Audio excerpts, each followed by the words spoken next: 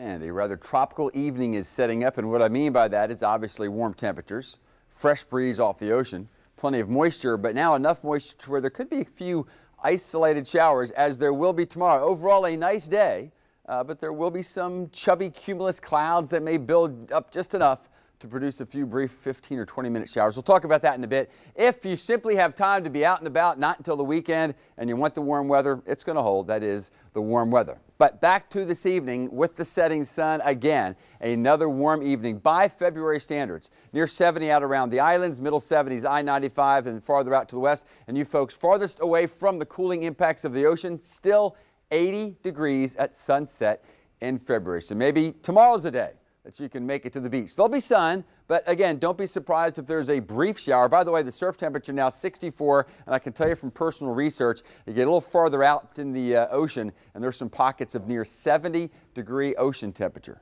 in February. With that said, on the sand, 74 degrees. Surfers, there's a bit more of an organized swell. High tide at 1:31. That means lots of beach to take a stroll on near sunrise and near sunset. Back over land, look for a high of 81 degrees officially. There's going to be a few showers out there. I debated about whether or not actually showing a shower on the icon, but I think because it's Friday and a lot of you maybe are planning on starting the weekend a little early, I think 30% of us will have a shower. And this is another number that sometimes tends to have some confusion. So this is my way of saying, yes, there will be showers tomorrow, and I think 30% of us will have a shower, but just a brief one. By the afternoon, winds out of the southeast and becoming rather fresh. So there's a look at isolated showers, even now offshore. So I can't completely rule out that some brief showers may come ashore along the coast, Flagler, St. Johns, and Duval County.